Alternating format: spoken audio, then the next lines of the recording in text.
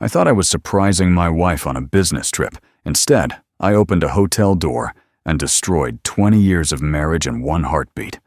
The man buttoning his shirt behind her didn't even know she was married. And my 15-year-old son? He saw it coming before I did. Thank you for listening. If this story resonated with you, leave a comment below and subscribe to this channel for more infidelity stories and cheating wife stories on YouTube. My name is John Smith, 50 years old, married to Rebecca for 17 years, 2 kids who were my whole world. But I'm getting ahead of myself. Let me take you back to that Wednesday morning when everything started to unravel. Rebecca had been in Boston for 3 days, another consulting trip, another big client, another week of single parenting while she climbed the corporate ladder. I didn't mind, or at least, that's what I told myself as I wrestled with breakfast chaos. Nathan had his headphones on, scrolling through his phone. Olivia pushed Cheerios around her bowl like they'd personally offended her. And me? I was mainlining coffee and checking my phone for the 5th time that morning. No messages from Rebecca. Was I such a bad husband that she couldn't even send a good morning text? Or had she already left me months ago and I just refused to see it? When's Mom coming home? Olivia asked, her voice small. Hey, I said, setting down my mug. What if we went to see Mom? Today. Right now. Surprise her in Boston? Olivia's face transformed. Pure joy. The kind only a 10-year-old who still believes in magic can produce. Really? Like, actually surprise her? Even Nathan looked up. That would be pretty cool, actually. From a 15-year-old, that was basically a parade. By noon, I'd called in sick, booked 3 tickets, and started packing. The whole time I kept picturing Rebecca's face, the shock, the tears. When was the last time I'd surprised her like this? When was the last time we'd been spontaneous? I tried calling her, straight to voicemail, sent a text. Miss you? Kids are asking about you. Love you. Read receipt. Delivered. Then read. No response. A knot formed in my stomach. Just a small one. Like when you know you've forgotten something but can't remember what. That evening, tucking Olivia in, she clutched her stuffed bunny. Mr. Whiskers, she'd had him since she was 3. Do you think Mommy will cry when she sees us? Happy tears, sweetheart, I promised, kissing her forehead. The happiest tears. She made me promise to take Mr. Whiskers to Boston. So, Mommy can hug him too, she said. Dad, seriously, why are you checking your phone every 5 seconds? Nathan asked on the plane, pulling off his headphones. The kid missed nothing. Never had. Just making sure our rental car's confirmed, I lied. He gave me that look. The one that said he wasn't buying it but would let it slide. For now. 3 calls before boarding. 3 calls during our layover. Every single one straight to voicemail. Not even a ring anymore. Here's what 20 years of marriage teaches you. Patterns. Rebecca always called back. Always. She once excused herself from a board meeting because Olivia lost a tooth. She texted between presentations. She found ways. So why the silence now? Boston Logan Airport was chaos. Wrong rental reservation. Long lines. Olivia needed the bathroom twice. By the time we hit the road, it was past 8. Thursday night. The city hummed with life while my anxiety cranked higher with each mile. Dad, I'm starving. Olivia whined from the back seat, Mr. Whiskers tucked under her arm. Can we eat before we see Mom? Nathan added. Let's get to the hotel first. Maybe Mom can join us for dinner. My knuckles were white on the steering wheel. When had I started gripping it so hard? The Marriott downtown screamed corporate expense account. Marble floors that reflected the chandeliers. Soft jazz in the elevators. The kind of place that made you feel underdressed in anything less than a suit. The lobby smelled like leather and money and secrets. Wait here, I told the kids, pointing to plush lobby couches. I'll check us in and find Mom's room. Olivia bounced on the cushions. Hurry, Dad! I can't wait to see her face. Neither could I, though for very different reasons than I'd know in about 5 minutes. The receptionist was all professional smiles and perfect makeup. How can I help you tonight, sir? Checking in, John Smith. Also, I need to contact my wife. She's staying here. Rebecca Smith. Yes, Mrs. Smith is in room 718. Would you like me to ring her? Please. She dialed. Waited. A small frown creased her forehead. I'm sorry. There's no answer. Try again. My voice came out tighter than intended. Same result. Perhaps she's at dinner. Would you like to leave a message? No, we'll just check in. She's expecting us. Sort of. It's a surprise. Something flickered across her face. Sympathy? Pity? Warning? Of course, sir. More clicking. Let me get you set up. She processed the reservation, then paused. Looked at her screen. Back at me. That flicker again. You're in room 732. Mrs. Anderson is in 718, just down the hall. Another pause, then the words that sent ice through my veins. It looks like Mrs. Anderson checked in with a +1. +1? Now I was certain. It was pity in her eyes. The reservation shows 2 guests. I assumed. I'm sorry, I shouldn't have. No, it's fine. My laugh sounded hollow even to me. Probably a colleague. Sharing expenses. We both knew that was garbage. Rebecca's company didn't do shared rooms. Ever. They'd rather burn money than compromise their executives' privacy. The elevator ride felt like descending into hell. Nathan watched me with those sharp eyes. Olivia hummed, oblivious to the fact that her world was about to shatter like glass on marble. In our room, I set down the bags with shaking hands. Can we see Mom now? Olivia bounced on the bed, making Mr. Whiskers dance. Just give me a minute, sweetheart. Need to wash up. Long flight. Okay, but hurry! I want to show her Mr. Whiskers traveled all this way. I slipped into the hallway. Each step toward room 718 felt like walking through quicksand. My heart hammered so hard, I was sure people in other rooms could hear it. The carpet pattern blurred. The hallway seemed to stretch forever. I knocked. Waited. Nothing. Knocked harder. Still nothing. But I could hear it now. Music. Laughter. A man's voice, low and intimate. My phone felt heavy as lead as I typed. I'm outside your hotel room door. Open up. The sounds inside stopped like someone had hit pause on life itself. Muffled voices. Urgent. Panicked. Then the door opened. Rebecca stood there in a hotel bathrobe, hair messed up in a way that had nothing to do with sleep. Face flushed, and her expression. God, I'll never forget it. Shock, fear, and then annoyance. Like I was interrupting something important. Michael, what the hell are you doing here? Surprise, I said, the word tasting like ash. The kids and I thought we'd visit. Her face went white. The kids are here? Down the hall, Olivia brought Mr. Whiskers to show you. She glanced back into the room, ran a hand through her hair. You should have called first. This is... You should have called. My voice was deadly quiet. I did. 8 times. Mike, please. Who's in the room, Rebecca? The door opened wider. A man appeared. Tall, fit, maybe early 40s. Buttoning his shirt like this was just another Thursday night.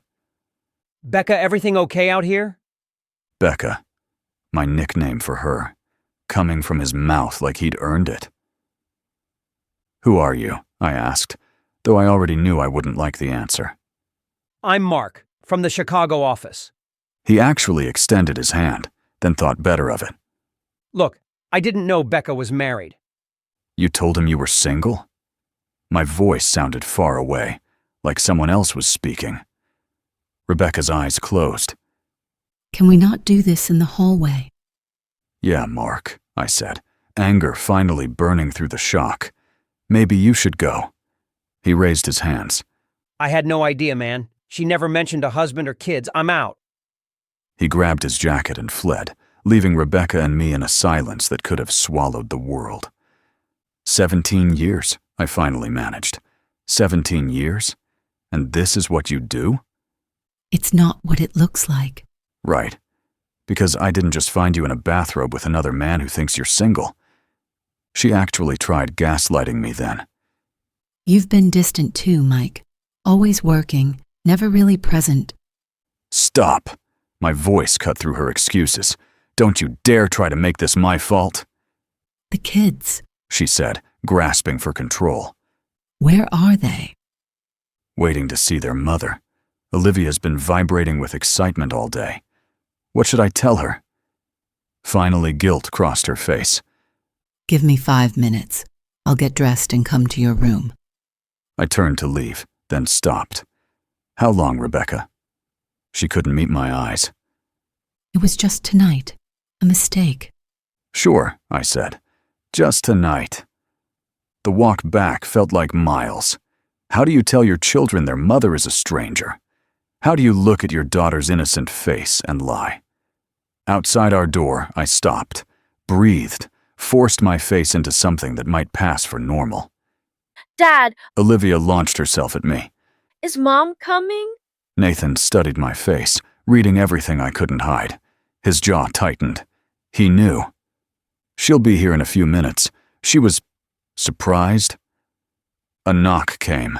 Olivia flung the door open and crashed into Rebecca, who'd transformed herself back into the perfect mother. Hair neat, makeup fixed, professional clothes. You'd never know she'd been in another man's bed 20 minutes ago. Mommy, look, I brought Mr. Whiskers. Hi, sweetheart. Rebecca hugged her, eyes meeting mine over Olivia's head. The plea was clear. Don't destroy this. Nathan didn't move from the bed. Hey, Mom. The ice in his voice could have frozen the harbor. Rebecca's smile faltered. She crossed to kiss his head. He let her, but barely. The silence stretched until Olivia filled it with chatter about our trip. Rebecca nodded, smiled, played the part. But Nathan and I watched her like she was a stranger wearing a familiar face. Dad said we could all have dinner together. Olivia bounced. Oh, honey, I'd love to, but I have a work dinner. Very important clients. I laughed, actually laughed. Couldn't help it. Olivia's face crumbled. But we came all this way. Why doesn't Mommy want to have dinner with us? Did we do something wrong? Rebecca's face went pale. No, baby. Of course not. I know, and tomorrow I'm all yours. Whatever you want to do. She turned to me. Mike, can we talk? Privately? Nathan snorted. Real subtle, Mom. In the hallway, I said, "Work dinner?" That's what we're calling it. It really is a work dinner. This account is worth millions. Your career. That's what matters right now? What do you want me to do? Her composure cracked. Cancel everything? Blow up my professional life too? 2. You mean along with your family? I made a mistake. Number A mistake is forgetting an anniversary. This is betrayal. Please don't tell the kids, not yet. So I should lie to them? Like you've been lying to all of us? One night. Just give me tonight to figure things out. There's nothing to figure out. You made your choice.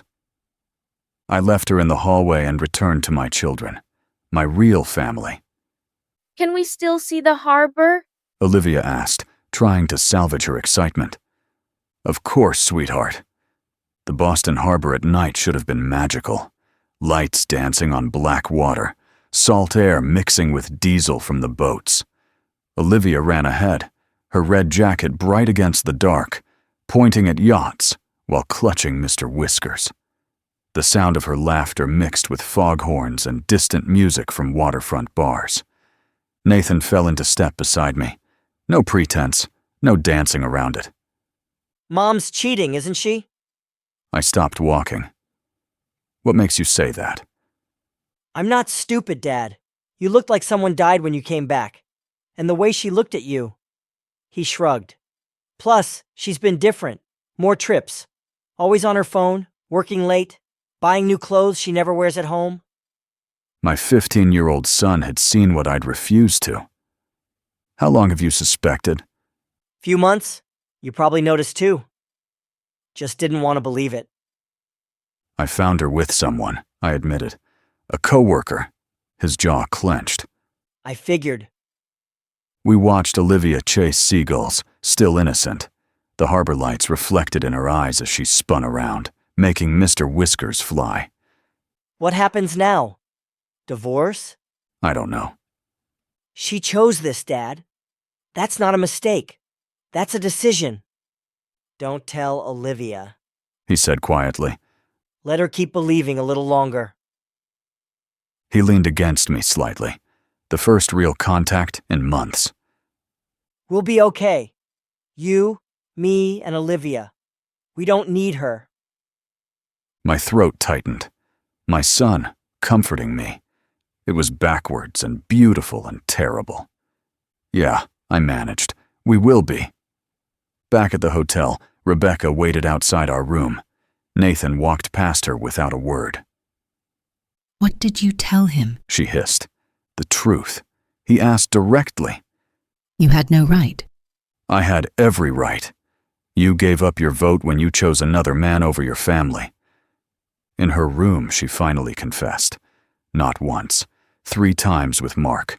Months of flirting, of lies, of pretending to be single. We grew apart. She tried. When did you last look at me as a woman instead of just the mother of your kids? Don't. Don't you dare make this my fault. You could have talked to me. Could have tried.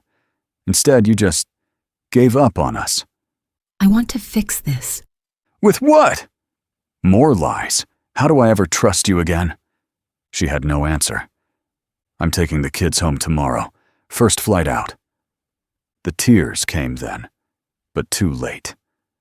At the airport, Olivia clung to Rebecca, confused. But why can't you come with us, Mommy?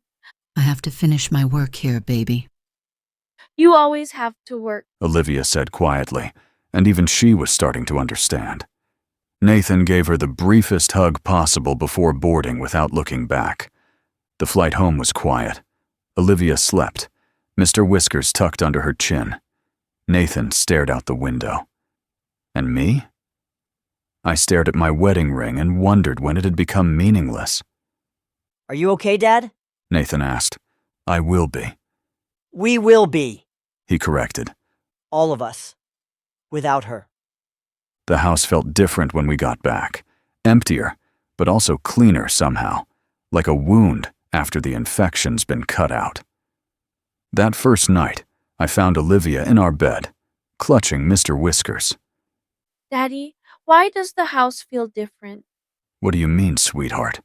It feels quiet, like something's missing. Your mom will be home in a few days, I lied, hating myself for it. Okay, She snuggled closer. but it's okay if she doesn't. We have each other, right? Even she knew. Even my baby girl could feel the truth. 3 weeks later, divorce papers lay between us at our kitchen table. Rebecca had an apartment downtown. Nathan still wouldn't speak to her. Olivia had stopped asking when Mommy was coming home. I never wanted this. Rebecca said, pen hovering over signature lines. Neither did I. Will you ever forgive me? Maybe someday, for the kids. But forgiveness doesn't mean forgetting. She signed. I signed. 20 years, reduced to signatures and asset division. As she left, the pain was still there. Still sharp. But for the first time since that hotel door opened, I could see past it. See a future where we were okay. Where honesty mattered more than appearances. where my children knew their worth wasn't tied to someone else's choices. Nathan was right. We deserved better. And now we were free to find it. Looking back, that surprise trip to Boston, it was exactly that. A surprise, just not the kind any of us expected. But maybe, in the end, it was the surprise we needed. The truth has a way of doing that. It destroys what was built on lies, but clears the ground for something real. Olivia still has Mr. Whiskers, still believes in happy endings, just different ones now. Better ones. Honest ones. And me? I'm learning that sometimes the best revenge isn't revenge at all. It's freedom. And we finally had it. If this story moved you, like this video and subscribe for more infidelity stories, cheating wife stories, lost love chronicles, and inspirational stories about finding the strength to start over.